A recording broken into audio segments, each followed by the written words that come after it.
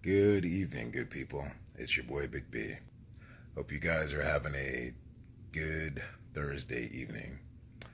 I was sitting here, my wife and my three beautiful warrior princes are over having their American Heritage Girls meeting this evening at church. And it's funny, I was watching something on TV and it reminisced and took me back to the past. And I was thinking about something. You know how they say that sometimes, good things come from bad experiences in life? Well, one of the bad experiences I had in life was my stepfather. My stepfather, I still to this day don't understand the man and understand why he did what he did, but I guess I can sympathize to a certain degree. But anyway, I think my stepfather entered my life when I was like 6 years old. I was a very unhappy child um, from the time I was young. When after my father got murdered when I was 38 days old, my mother had a nervous breakdown, and she was um, very distant from me. She didn't breastfeed me. We had to have other people watch me, and apparently a bunch of other stuff. And she was very distant. So later on, she got remarried to my stepfather. My stepfather is from Louisiana, deep south. He was a college-educated man, veterinarian, and but the man had no love, and for me. And it was very obvious for me that he didn't have any love for me. Us who are loving parents, when we discipline our children, it breaks our heart. We do it in love, and it hurts to discipline our children. There's a big difference between discipline and abuse. I remember every time my father would quote unquote discipline me, my stepfather, there was no love there. It was just pure rage, anger, frustration because I wasn't doing what I was told. And it was very obvious that you could feel those things when he took it out on me. I remember if I did something that was bad or I was acting out a lot. And why was I acting out a lot? Because I was unhappy. So I acted out for attention, and I got the wrong attention. I wouldn't listen to my mother. I would talk back to her. I would do all these bad things, destroy things and things like that because I wasn't happy. But boy, did I know I was going to get it when my stepfather came home. And boy, did I get it. Because by the time he came in that house, he would be down the hallway taking off his thick leather belt, and then he'd take me in my room and he would tune me the fuck up.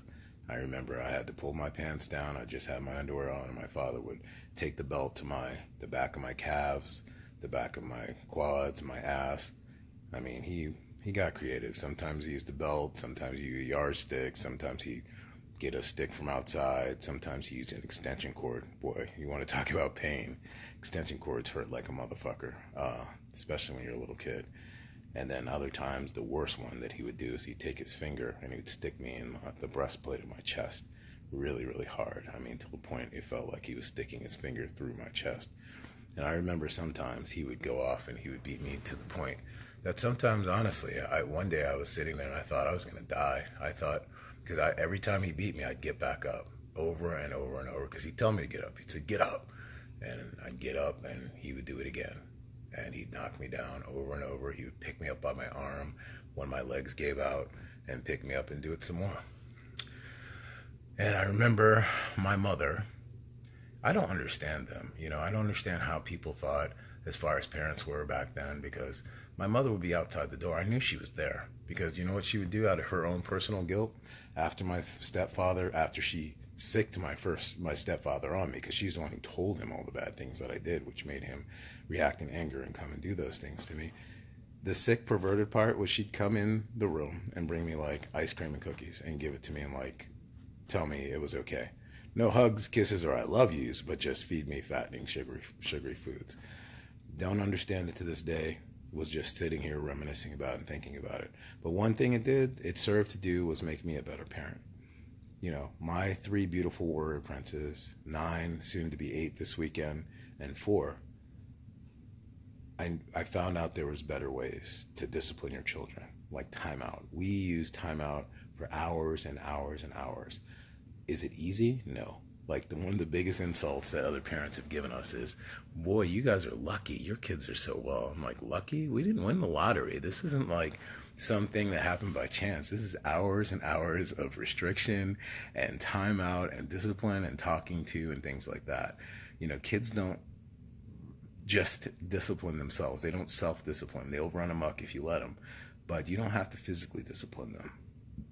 The only time our kids ever got physical discipline, and we made sure that my wife did it, is if they ever did anything that was going to cost them their lives or hurt themselves.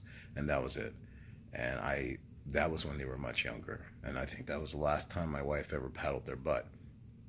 But my wife was smart. Her psychological approach, and I attribute it to her Marine Corps background. She would get a wooden spoon. She'd make a big production. We're going to the kitchen, get a wooden spoon. She'd have them pull their pants down, and I wouldn't be there. I would not be there because we made sure that the other parent would be there to comfort. So she was going to be the disciplinarian, and I was going to be the comforter. And she would get the wooden spoon. She would tell them why they did it. She would tell them that it upset her, that she didn't want to have to do this to them, but that they had to get this. And then she would do it. And then they would apologize. They would cry. She would hug them. And then later on, she would send them to me. And that was a wonderful way. And that's how you discipline out of love, not anger. Like I said, now back to my stepfather, I could feel the anger and the hate and the resentment and things towards me. There was no love. And then I confirmed it one day. I'll never forget. It's funny how God shows you different things. One time I used to go to the pool, and we lived in a townhouse neighborhood in Fairfax, and I used to go to the pool all the time. Well, there was a young boy. He was probably 5, 6 years old. He fell in the pool during one of those pool parties, and the lifeguard wasn't paying attention. He was only probably in the 5 feet, but the boy couldn't stand in the 5 feet. Well, his father, who had been over on the side, who had visited after work, because you could tell he was in his work clothes, had turned around and saw, and his wife yelled, and man, that dude jumped in that water so fast, his boots on, his hat, everything. He didn't even fucking hesitate, and he was in there, and he grabbed his son, and the lifeguard came over and said, oh my God, I'm so sorry, and he was okay. He was just coughing up water. He was just really upset. He was crying, snot coming out of his eyes, and I was like, wow, I was so impressed with that father. Well, it's funny how you remember things, because fast forward to a few years later, I don't even know how old I was. I think I was like 12 or something. Anyway, I was over at the pool. My mother and my half-brothers and sisters were there with me, and I was over near the deep end, and me and my friends were running around. Well, I took one of the turns really fast and fell in the 8-foot water, and I panicked. Even though I could swim, I panicked, and I started, taking in water in my mouth and stuff like that. So I hear my mother yell to my stepfather, you jump in there and get him. He's drowning, blah, blah, blah. And because, again, the lifeguard was in the kiddie pool side, which was probably another 15 feet away from me, and my stepfather was half the distance from me. And you know what he did? He sat there and kneeled down and started to take off his shoes. And I remember feeling my heart break in my chest and say, that piece of shit, because there was a big difference there. He was worried about his shoes and taking off his things, whereas that other father jumped in with no hesitation. And that's when I knew my stepfather didn't give a shit about me, and he definitely didn't love me. So, again, this isn't a woe is me story. I just wanted to share this with you guys to tell you that if you have broken and blended families and stuff, be careful about who you bring in your children's lives. Because I'd be goddamned if anything ever happened to my wife, or if anything ever happened to me, that either one of us would ever allow some other person to come in our lives and physically abuse our children. I never understood that, but that's one of the things that made me hate my mother and hate my stepfather. Is like, how would my mom allow this man to come into our lives? And I really thought one day he was going to beat me to death. I really thought that, because he was just relentless. Like, the more I got up and the more I was defiant and stood up to his face, because I would be crying, tears in my eyes, but I didn't want to give him the satisfaction of breaking me. And it made me a strong person. It made me really strong, because after a while it went numb, and I would just stand up in his face and he would just knock me down over and over. But every time I was like, fuck you, fuck you, fuck you, and I'd stand up in defiance, and he would just keep knocking me down until sometimes I tired him out. And that was a proud moment for me. But that's one of the reasons that I knew I was a dominant personality and I was resilient, because I don't give in to anybody or any circumstances ever since I was a child. I'm just a natural dominant. Not everybody's as lucky as me, and not everybody's as strong and resilient as me, but it did make me a better parent in the fact that I know I would never, ever abuse my children in a mental or physical capacity, and I would give anything to protect them. And, you know, I just don't know how people can do that. So be aware, guys, if you're going to have people around your children, make sure they love your children. If they love your children, they're not going to hurt them like that. And I don't know what good parent would allow somebody to come into their lives and hurt their child like that. But anyway, just wanted to share that with you guys. As always, random thoughts that I like to share, to hoping that, you know, maybe it'll help somebody else to, you know, that might have gone through something rough, to know that, hey, somebody else has been there just like you. And like I said, I thank God for it, because I think it made me better as a parent, you know, I'd give anything for my wife and my kids, to provide and protect for them. And that's my job and that's my role. But I would never, ever allow someone to do that to my children. And the people out there that do, I don't know. There's a special place in hell for you. I'll tell you that. And the people that do abuse their children, you don't abuse your children out of anger or frustration. If you're mad or frustrated, that's not the time to discipline your child. You discipline them out of love. It breaks my heart when I have to hurt my children's feelings by restricting them from something or something because they did something bad. But I explain it to them, and I always hug them, and I tell them how much I love them every fucking day. I probably tell each one of my warrior princes 10 to 20 times a day how much I love them. They hug me before they go to school, when they come home from school, before they leave to their activities, when they come back from their activities, before we go to bed at night. It is a beautiful thing, and that's the way it should be, a constant reaffirming of that love, that unconditional love you have for them. Me, I got none of that. I can't even remember my mother ever telling me once that she loved me, and I can't even remember once getting a hug from her, much less my abusive stepfather.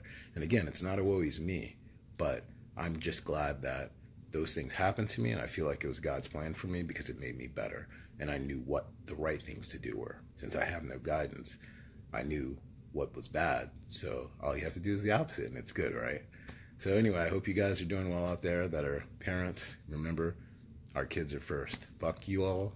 Fuck me. Our kids are number one. And when we took on that responsibility when they were born, we have to provide, love, provide, and protect for them. That's our main job.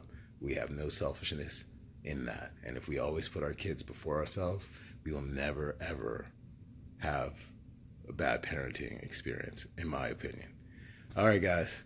Just wanted to share that with you guys again. Thank you so much for listening in to my babble and ramble. I hope it provide something positive for one of you guys that are listening, and hopefully, you know, these are some of the things I want to speak about when I go around and do my motivational speaking. I think I'm going to be targeting mostly high school and college kids, because I want them to know other people have been through it, that you're not alone and you can get through it too. All right, guys, be positive, stay strong, be good, live your life, be positive, fight through. Happiness is a choice. You guys have a great night. Be safe, take care, much love, keep rocking. Your boy Big B is out. Peace. Take care.